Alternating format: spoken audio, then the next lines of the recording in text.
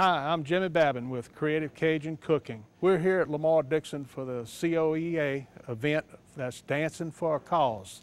This is where the local business people dance with the instructors, just like you have with Dancing with the Stars.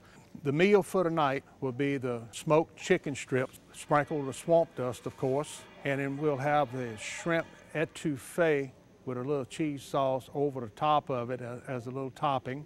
And then we have snap beans with new potatoes, and of course you got to have a lot of bacon in it. We'll have dirty rice, which is one of the traditions of South Louisiana. Everything has to maintain the proper temperature, so we have all the electric warmers set out in place to keep everything hot like it's supposed to be at 140 degrees, and also the cold tables for the salad and the dressings that we have out. And that way there's no problem with food safety for the event. The purpose of this video is to show everyone how we handle a large volume in a buffet style that we can service a lot of people at one time. We have 1,100 people for today. I have my catering facility set up outside, my 2 trailers with all the food and the big pots and the pit. And we're going to show you how we do it at Creative Cajun Cooking.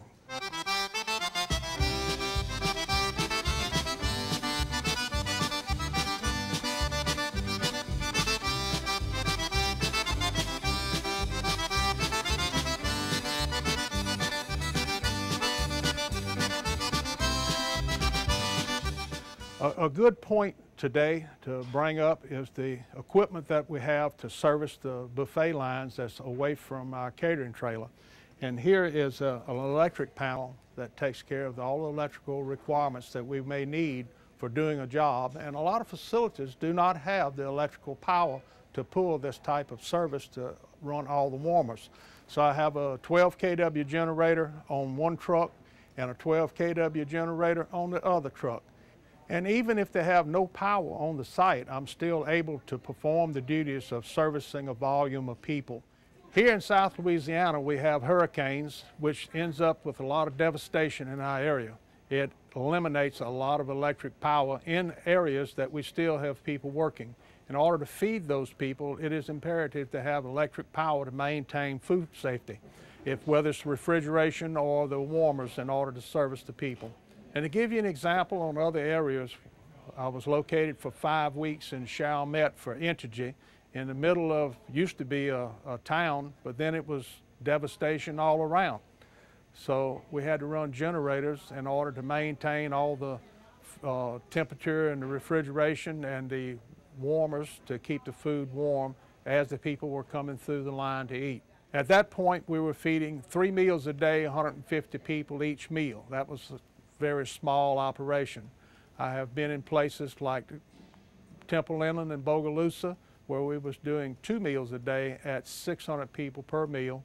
Also at their plant in Orange, Texas after Rita, and we were doing 500 people each meal, 2 meals a day. These were areas that had no electricity or no gas to work with, so you have to bring all the supplies that you need. Everything that you can muscle up to go feed these bunch of hungry people is necessary.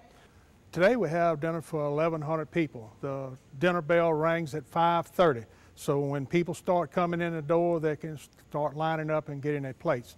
In order to pull this off, you start lighting the fire, setting things up at 9 o'clock in the morning.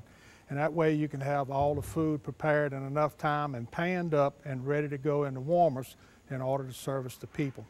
So at 9 this morning when we pulled in, we set up all the warmers inside so that they can get all the decorations squared away around the serving line and everybody oriented as what needs to be done whenever the food hits the table. And then it's time to roll out the pit, all the pots, tables, and start producing food in the pots. We started out with frying up about 35 pounds of bacon, and that goes into the snap beans along with the new potatoes.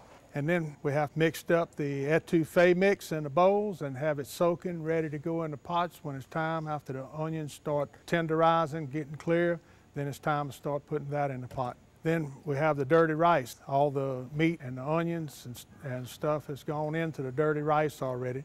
And then all we have to do is add the seasoning to each one of the pots. Once we get everything lit up, fired up, ready to go, add your seasoning in and give it time to cook down so the onions can clarify, tenderize, and the meat and the dirty rice can cook down. We have my small pit here today because it's a quick turn on doing chicken strips. The strips will be seasoned with the magic swamp dust seasoning and then sprayed down with a little butter flavored oil and throw it in the pit. And when the smoke hitting in the pit and the temperature will be around 400, 425 degrees Fahrenheit, the chicken strips should be finished up within 35 to 40 minutes. And then we'll pull that batch out and the next batch will go in. The batch that first comes out, to keep it hot and fresh, we put it in the pans and then put it in the warmers. And that way everything's hot, fresh, ready to serve when it's time to start feeding people. After looking at all these black-on pots that I have, you notice everything is on wheels, able to roll it in and out. But in this event, we've done with these warmers rather than utilizing the black-on pot, make it a little more formal affair. With the electric warmers that we have, rather than having the sterno type, which in a lot of governmental places today, public places that doesn't allow smoking, they also frown from having the sterno, which could create fires. So with all the electric stuff, we'll end up pulling everything out of the pots, putting it in big stainless steel pans, and set it in the warmers to maintain temperature until time of service. Serving the food tonight, we're utilizing volunteers from the COEA workers in order to make sure that people get served the right amount of food, because the volume of food like this, you have to maintain serving sizes in order to make sure everyone gets a plate. The aprons, each one of them will be wearing like this one. They'll help advertise my products as we go through the serving line, and the people hopefully recognize this. Also, we've put out magic swamp dust, a can of each dust, on every table out here, so when people are sitting down eating, maybe they can help recognize and try the experience of magic swamp dust seasoning. Also, the COEA packages these nap packs for us, and I give them a small package of magic swamp dust seasoning to put in each one of them. And for this event, they have a fork and a knife and a napkin in the background. And when I do a normal function for myself, I have them package all of these for me. Hi, Jimmy did a great job with Thanks for Calls 2011. Thanks, Jimmy, for your support. Hey, good evening. Jimmy Babin did a fantastic job with cooking tonight at COEA. We appreciate it.